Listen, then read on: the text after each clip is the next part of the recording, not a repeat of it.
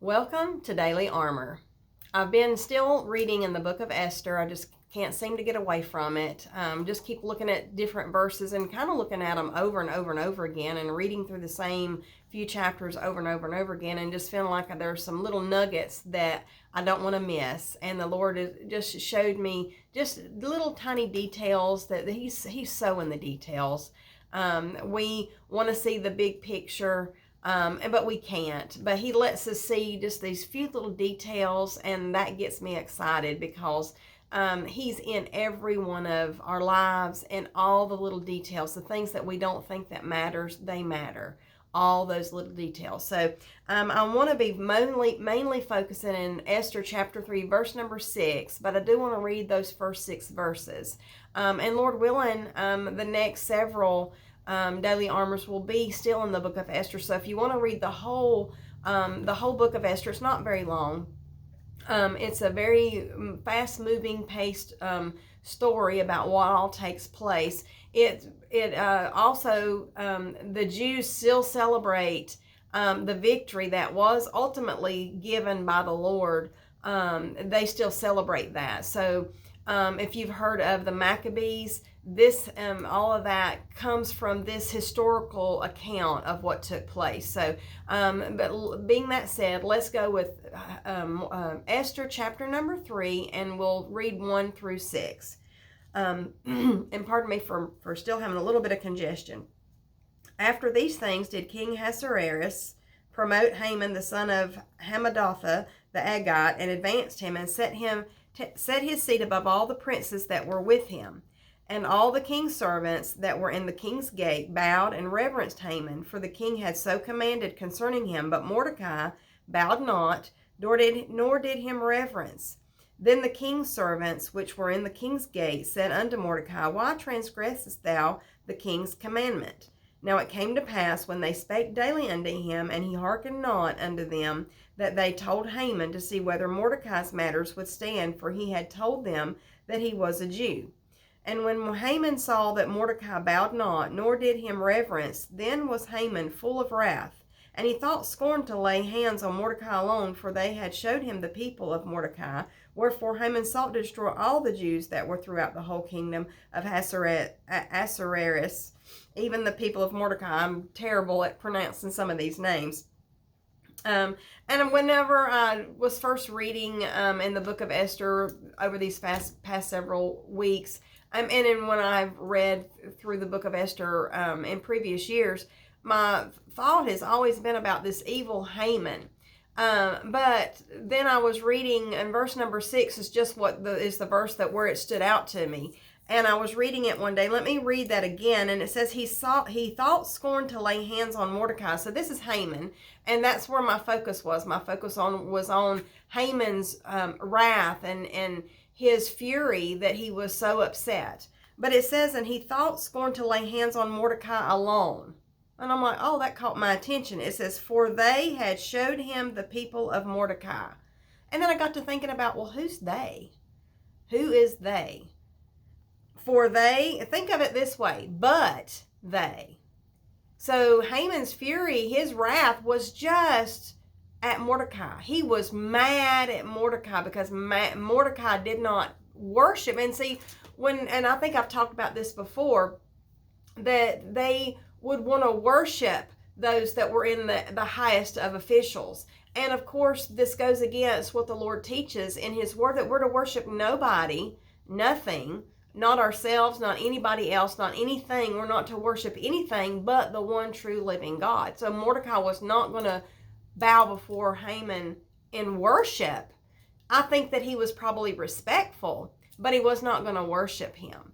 And here we've got Haman is really angry because he's feeling like he's not getting the respect that he deserves.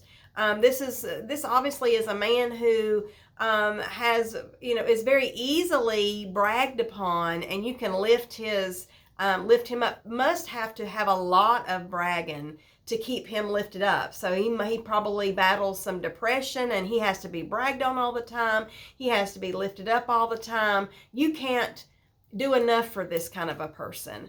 And that's probably the type of person Haman was. So, but what I want us to focus on is they. So look again in verse number 6. And he thought scorn to lay hands on Mordecai alone, for they had showed him the people of Mordecai. Well, who's the they? And I went back up and I was reading, and I started back at verse number 1, and I come to verse number 2, and it says, and all the king's servants that were in the king's gate bowed and reverenced Haman. For the king had so commanded concerning him. Mordecai bowed not, nor did he reverence. So the they goes all the way back to the king's servants, those other people that were working at the gate. So these are, I looked up what their job would have been, and these would have been like you would bring things to them, and they were magistrates, judges. They would, instead of deciding what needed to go to the king. So these were small matters that they could handle and they could decide upon. And so when I go back to and look again here in verse number 3, it says, then the king's servants. So here we hear them again. Then the king's servants which were in the king's gate said unto Mordecai, why transgressest thou the king's command? So here they're starting to have a problem with Mordecai. I feel like they've had a problem with Mordecai for a long while. They've noticed he was different and he didn't react different. He didn't, and so he could be respectful, but he didn't worship those in highest officials. And there was something different about him, but, and we'll talk about some more of that here in just a minute, but I want us to notice, then the king's servants which were in the king's gate said unto Mordecai, why transgressest thou the king's command? Now it came to pass when they spake daily. So when you have that word they, you have to go back and find out who the they is. And we read who the they are in verse number 2 and verse number 3. And it says, in verse number 4, it says, now it came to pass when they spake daily. So they were on Mordecai every day. On him and on him and on him.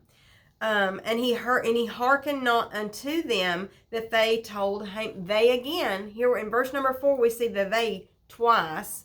And that they still going back to those magistrates, those judges, those officials that were at the king's gate, those that worked for the king, along with Mordecai. Mordecai was, he worked at the gate, but he was a Jew, so he handled things a little differently than they did.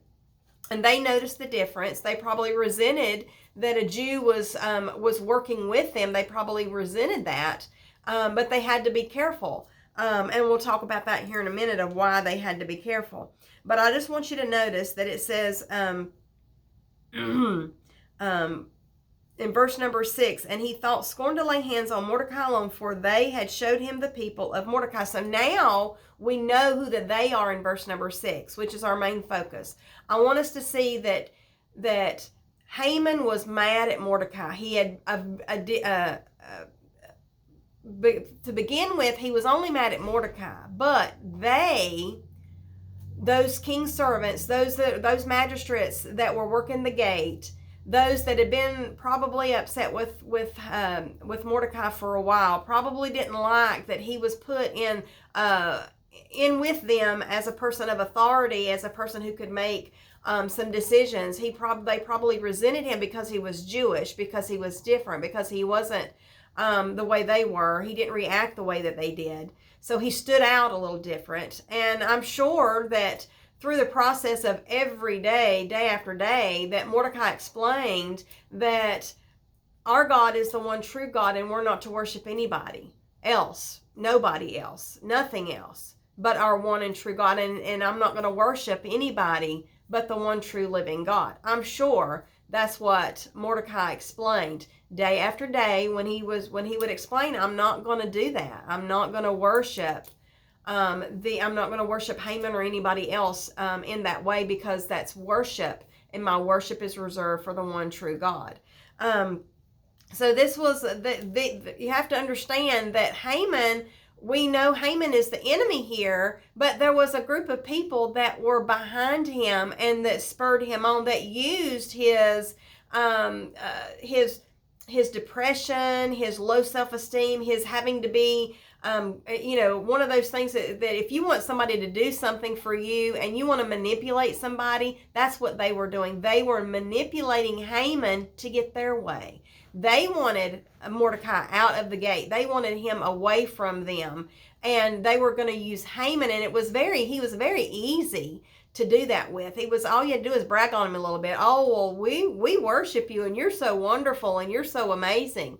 But Mordecai, have you noticed how he is with you? And that's, that's all of his people are that way, and that's the way they're taught, and that they won't worship anybody but the one true God that they serve, and that goes against what we do around here. And so you have to look at. I just kind of noticed that Haman was the one that actually pursued and got things done, but the they behind him, they that put him up to it, they that knew how to spur him on, that knew how to take his emotions, work on his self-esteem, they knew how to manipulate him. They knew how to manipulate Haman.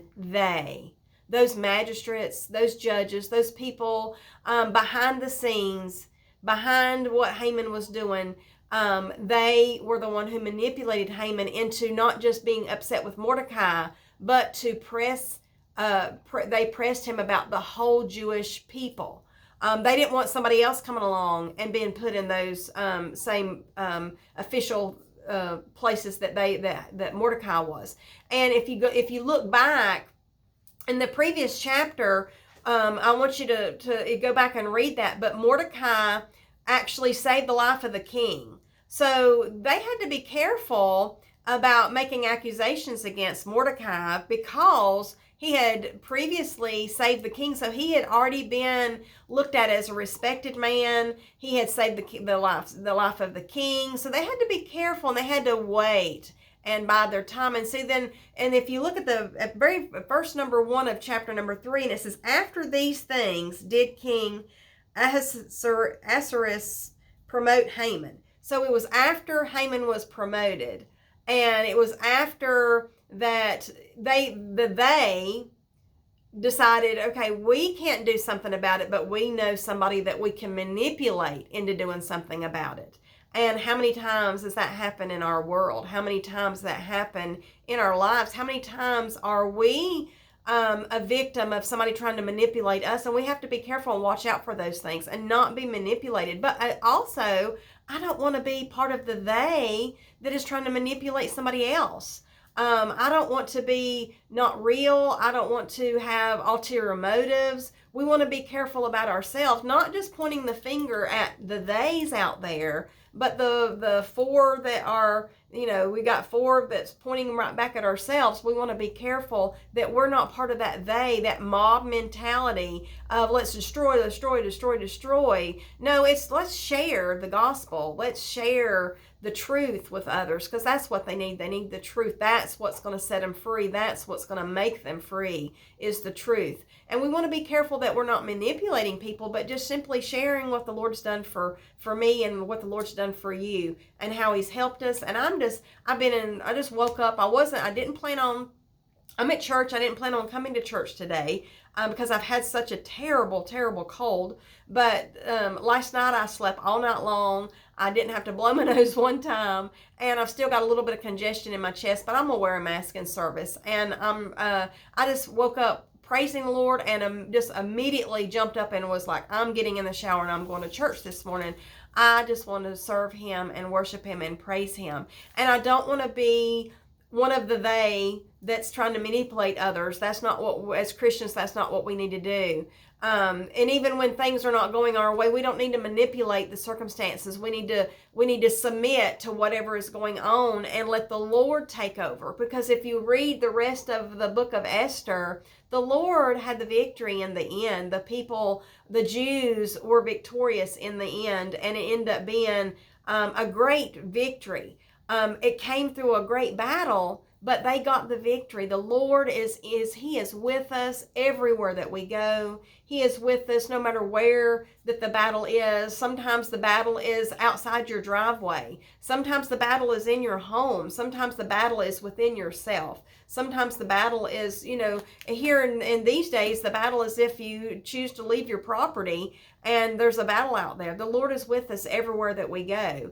And he's the one who decides what's going to take place and what's not going to take place. And even though we've got this little group of they that knew how to say some certain things, knew how to manipulate their words, and got Haman to do their dirty work for him. You have to think about, they got Haman to do their dirty work. This is what they wanted. And they knew how to manipulate Haman into getting what they wanted.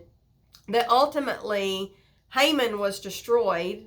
God gave the Jews the victory over all of it. And God was always still in control, even though that there's so many out there that are the theys that are trying to manipulate and trying to work behind the scenes, trying to like this person is who you see, but there's a whole group of theys behind him or her that are manipulating and that are working behind the scenes. But ultimately, the Lord tells us not to fear. The Lord tells us that we are His. And that we're to go forth and just proclaim the gospel, share the gospel, do what we can do, and share the gospel with others. Tell them about Jesus Christ. Tell them that He's the one and true living God that we need to worship and praise. And but we know that they're out there. We know that theys are out there. That they're there to promote their own agenda, and they've got their little spokesperson out there. But we know that ultimately God is in control, and we rest in that. We can have joy and praise and worship in the midst of all of that. And I'm just so thankful today. I'm so thankful the Lord helped me with my sickness this week. And I just feel like I'm getting better and better all the time. And it's just all head cold, and I had a double ear infection, and those ears finally, I guess, busted. And I had so much drainage. But I just want to thank Him, and I want to praise Him, and I didn't want to miss an opportunity to share with others, even if it's just one person that hears it, even if it's just one. I don't have a bunch of followers. That's okay. Even if it's just one, we can make a difference to just that one that the Lord puts us in our path. If we will minister to whoever that's around us, it doesn't have to be big crowds of people. It could be one. We can make a difference in one person's life. And we know that God is in control. And I just want to thank Him, and I want to praise Him. And thank you for joining with me today. I look forward to seeing you again soon.